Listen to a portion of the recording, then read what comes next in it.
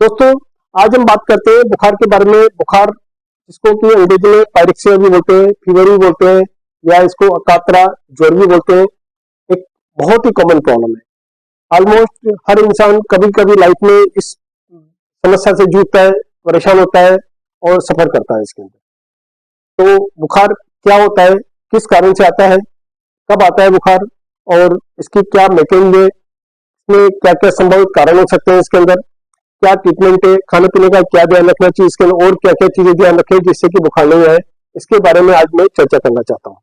दोस्तों, मैं doctor Kamlesh Agarwal, consultant Radhakrishna critical care hospital, Radhakrishna memorial hospital, और इस तरह के वीडियो बनाता रहता हूँ। तो दोस्तों, आज शुरू करते हैं इस टॉपिक को। बुखार हमारे शरीर में हमेशा नुकसानदायक नहीं है। मतलब इसका मतलब ये नहीं कि ये फायदे की चीज है, लेकिन ये हमारे शरीर में ईश्वर ने जो बनाया है, इसको एक डिफेंस मैकेनिज्म है, यानी कि हमारे शरीर में प्रोटेक्टिव मैकेनिज्म है।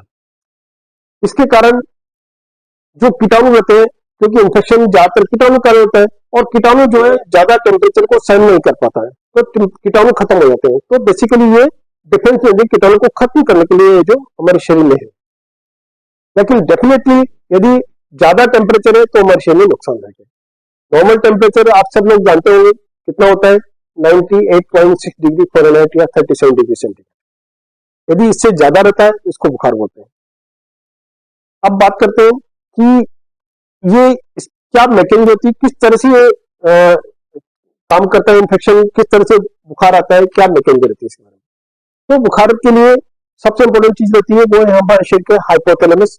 ब्रेन में टेम्परेचर का सेट पॉइंट रहता है। जैसे कि हम पंखे का बटन घुमा करके और उसको टेम्परेचर को पंखे की स्पीड को कम ज्यादा करते हैं, ऐसे ही हमारे शरीर में एक बटन है जिसको कि जो किसी भी कारण से यदि कम ज्यादा हो जाए तो हमारे शरीर का टेम्परेचर कम ज्यादा हो।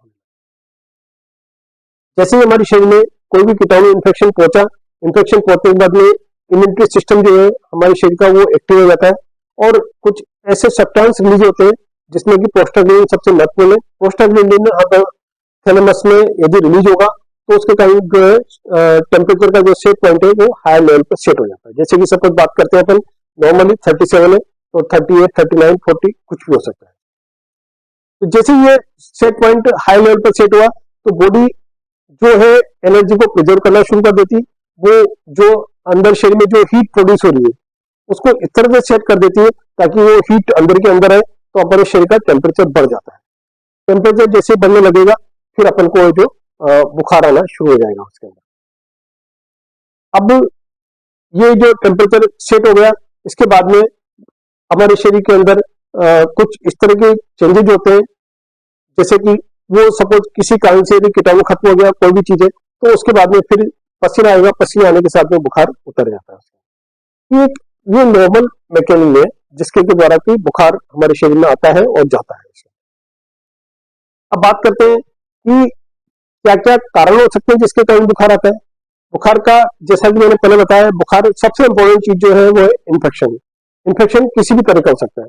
इन्फेक्शन बैक्टीरिया का हो सकता है। बैक्टीरिया में जैसे कि आपने टाइफाइड का नाम जरूर सुना होगा। टाइफाइड एक प्रकार का बैक्टीरिया के कारण होने वाली बीमारी साल्मोनेला टाइफी के कारण होती है। इसी प्रकार से किसी को यूटीआई होता है, यूरिन ट्रैक्ट इन्फेक्शन होता है, वो भी बैक्टीरिया के कारण होने वाला इन्फेक्शन है। किसी को खांसी जुकाम के साथ में सांस लेने की प्रॉब्लम होती है, निमोनिया हो जाता है, निमोनिया भी एक प्रकार का बैक्टीरियल इन्फेक्शन है। कई बार हमारे शरीर में फोड़े फुंसी होते हैं, तो उसके कारण मवाद आ जाती है, उसके कारण बुखार आता है, तो वो भी एक बैक्टीरियल इन्फेक्शन है।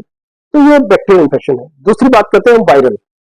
वायरल तो ऐसी चीज है जिसका कि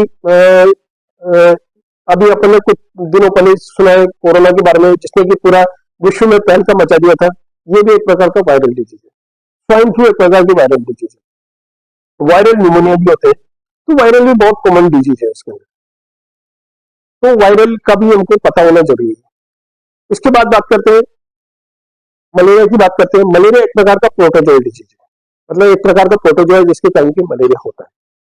तो ये डिफरेंट प्रकार के इन्फेक्शन है जिसके कारण की बुखार आ सकता है। टीबी का नाम सुना होगा। टीबी भी एक प्रकार का बैक्टीरिया है, उसके कारण बुखार आ सकता है। ऐसे बहुत सारे रीजन है जिसमें कि कारण बुखार आ सकता है। अब बात करते हैं कि बुखार क्या वास्तव में सीरियस प्रॉब्लम है। डेफिनेटली बुखार यदि है तो इसका मतलब है जो यदि आप वायरल डिजीज को या सिंपल खांसी जुकाम को छोड़ दें तो डेफिनेटली वायरल इन्फेक्शन अपने आप में खराब चीज है और जो कि नहीं है। इसमें कोशिश करना चाहिए हमको डॉक्टर को तुरंत से तुरंत दिखाएं। इसके अंदर डॉक्टर के पास यदि जाते हैं तो डॉक्टर कैसे डायग्नोस करेगा? डॉक्टर के लिए सबसे इंपॉर्टेंट जो है बुखार का पैटर्न बहुत इंपॉर्टेंट होता है। जैसे कि मलेरिया होता है उसमें कई बार एक दिन छोड़ के एक दिन बुखार आता है। टाइफाइड के अंदर स्टेप लेडर पैटर्न के रूप में बुखार आता है। पल्स रेट कम हो जाती है उससे पता लगा जाता है। इसी प्रकार से यदि यूटीआई है, यूरिनरी ट्रैक्ट इन्फेक्शन है, पेशाब में जलन होती है तो उससे पता लगा जाता है। लंग्स में निमोनिया है तो उसके कारण खांसी जुकाम की प्रॉब्लम, मतलब यानी कि एसोसिएट सिम्टम के द्वारा जनरली डॉक्टर पता लगा सकते हैं इसमें किस तरह का बुखार हो सकता है। उसके साथ में डॉक्टर इसमें कुछ जांचें करवाते हैं। जांच क्या क्या हो सकती है? जैसे सीबीसी है, इसके बाद जो मलेरिया की जांच है, टाइफाइड की जांच है, डेंगू की जांच है। जांचों के लिए मैं एक अलग से डिटेल वीडियो बना दूंगा आपको, उसमें आप देख सकते हैं कि क्या क्या जांच जनरली बुखार के लिए करवाई जा सकती है। आगे की बात करते हैं ट्रीटमेंट के बारे में। तो ट्रीटमेंट इस बात पर डिपेंड करता है कि किस तरह का बुखार है। मैं यहाँ पे ट्रीटमेंट के बारे में डिटेल चर्चा नहीं करूंगा, मैं सिंपली एक ही चीज बताऊंगा मैं आपको कि बुखार उतारने की जो दवाई है उनमें निमोसलाइड, पैरास्टामोल सबसे प्रमुख है। निमोसलाइड जनरली बच्चों में नहीं दी जाती, लेकिन मुझे लगता है, मेरा पर्सनल एक्सपीरियंस है, निमोसलाइड बहुत अच्छी मेडिसिन है। पैरास्टामोल देते हैं, पैरास्टामोल भी बहुत कॉमन कुछ जगह है जहां पर पैरास्टामोल भी नहीं देनी चाहिए, लेकिन ओवरऑल देखा जाए तो निमोसलाइड पैरास्टामोल बुखार के लिए सबसे बेस्ट मेडिसिन है। कई बार ये कंबाइन की जाती है। कुछ अन्य दवाएं हैं जो इस बात पर डिपेंड करता है, जैसे मलेरिया है तो मलेरिया के लिए एंटी मलेरिया दवाई दी जाती है, जैसे क्विनोन हो गया। टीबी के लिए एटीटी दी जाती है। मैं उसके बारे में डिटेल में चर्चा नहीं करूंगा, वो उसके लिए आप अन्य वीडियो देख सकते हैं। अब बात करते हैं कि बुखार का ये पता लगे बुखार इस कारण से है और बुखार के अपन ने ट्रीटमेंट ले लिया। अब और क्या चीजें ध्यान रखनी चाहिए बुखार में? जैसे कि मैंने पहले बताया, बुखार का एक सबसे इंपॉर्टेंट सोर्स है वो है इन्फेक्शन। तो इन्फेक्शन को दूर करने के लिए अपन को इन्फेक्शन नहीं हो उसके लिए हाइजीन का ध्यान रखना चाहिए। यानी कि हमको जो अपन कोरोना में हाइजीन मेंटेन किया था वो सब चीजें हमको ध्यान रखना चाहिए। खाने पीने में ऐसी चीजें जो कि हमारे शरीर की इम्यूनिटी को बूस्टअप करता है, इम्यूनिटी को बढ़ाती है, वो चीजें सब चीज खानी चाहिए। फल फ्रूट वगैरह, हरी सब्जी वगैरह और तली वाली चीजें कम लेनी चाहिए। इन चीजों का ध्यान रखते हैं। दोस्तों वीडियो मुझे लगता है पसंद आया होगा। बहुत बहुत धन्यवाद।